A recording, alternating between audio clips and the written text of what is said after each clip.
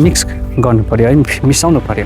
त्यहाँदेखि उताको भिडियो चाहिँ है र है हामीले माटो जुन लिएको थियौँ है बारीबाट त्यसको सेम्पलदेखि त्यसको नेक्स्ट प्रोसेस चाहिँ हामीले के गर्नुपर्छ भन्दा चाहिँ यो जुन रुम छ है यहाँ डाइरेक्ट घाम आउँदैन है, यस्तो घाम नआउने जग्गा हामीले छान्नुपर्ने हुन्छ। या त तपाईँले भुइँमै माटोको भुइँमा पनि राख्दा भयो जसमा अरू माटो चाहिँ मिक्स हुनु भएन है, अरू के है सिमेन्टहरू केहरू मिक्स हुनु भएन है, सिमेन्टमा पनि कुनै एनिमेल हुन्छ। त्यहाँदेखि माटो लिएपछि चाहिँ यसरी खनायो है, यो चाहिँ एकजना फार्मरको माटो है जसमा हाम्रोमा यस्तो पनि झुकेर आएको रहेछ है, यसलाई पहिला हटाउनु पऱ्यो, डेब्रिस भन्छ यसलाई, यो हाम्रो प्लान्टमा गन्ती आउँछ।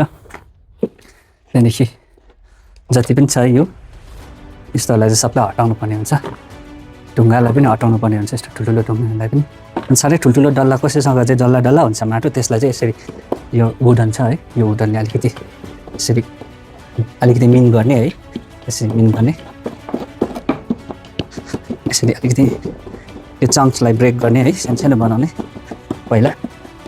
त्योभन्दा अझै महत्त्वपूर्ण कुरा चाहिँ यसरी लिनु साथ चाहिँ हामीले यो प्रोसेस गर्नु मिल्दैन। अब आज डेमोन्स्ट्रेसनमा हामीले सिकायौँ, तर यो चाहिँ मिनिमम 3 दिनसम्म चाहिँ हामीले यसरी सेट ड्राइङ भन्छ, छारीमा चाहिँ हामीले सुकाउनुपर्छ माटो, जसमा चाहिँ यो माटो अहिले जोडिरहेछ त्योहरू सबै यसरी छुट्टिन थाल्छ है। त्यहाँदेखि पनि नछुटेको कुरामा चाहिँ हामीले यसरी हिर्काएर चाहिँ छुट्टाएर चाहिँ यो ढुङ्गाहरू सब हटाएर चाहिँ यसरी छुट्टाएर चाहिँ त्यहाँदेखि तपाईँले यसरी क्वार्टरिङ मेथड भन्छ है, क्वार्टर भन्छ नि, हामीले क्वार्टर बनाउनु पऱ्यो, यसरी एकदम भिजिबल क्वार्टर बनाउनु पऱ्यो।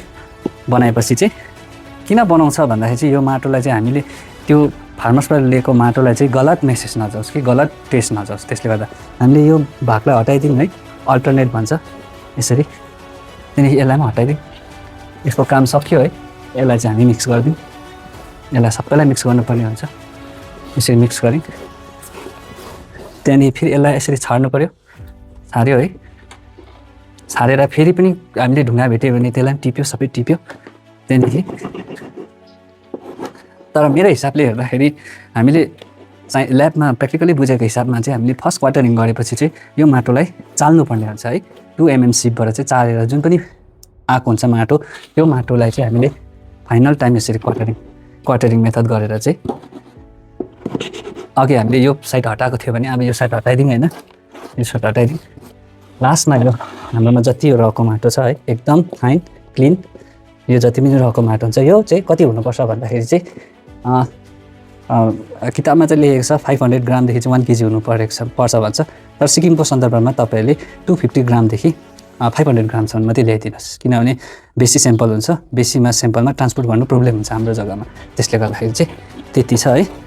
त्यहाँदेखि चाहिँ तपाईँहरूले यस्तो ट्रान्सपेरेन्ट पोलिथिनमा यो सेम्पललाई यसरी हाल्नुपर्ने हुन्छ है, यसरी हाल्नुपर्ने हुन्छ, सबै हाल्यो।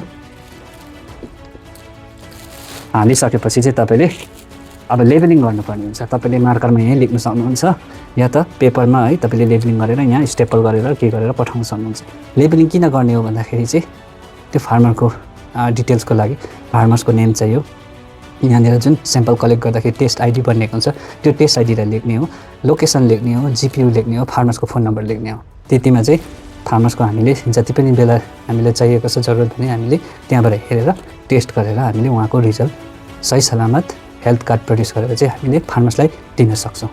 धन्यवाद।